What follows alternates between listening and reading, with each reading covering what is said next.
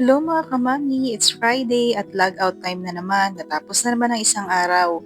Ang isang araw na punong-puno ng stress. At na makapagpahinga na tayo. Ito talaga yung perks ng work from home eh. Nasa kabilang kwarto lang yung iyong higaan. After nito, hindi ka na magko-commute katulad ng ginagawa ko before. So 5 years na akong working from home at ang kagandahan nito is nakikita ko yung mga anak ko and after ko nito pwede ako mag-prepare ng lunch namin or ng almusal.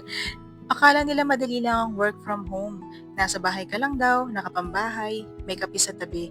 Pero hindi nila nakikita, oo, work from home ako. Tayo, may trabaho, may anak, may asawa, at may sariling pagod na minsan kailangan nating dalhin ng tahimik. May mga araw na sabay-sabay ang lahat. Hindi perpekto, may araw na magulo, may araw na tahimik pero mabigat. Pero araw-araw bumabangon pa rin tayo. Hindi dahil madali, kundi dahil kaya pa natin. Kasi ito ay para sa pangarap, para sa pamilya, at para din sa sariling patunay na isang mami, ang isang nanay ay pwedeng mapagod, pero hindi kailanman sumusuko.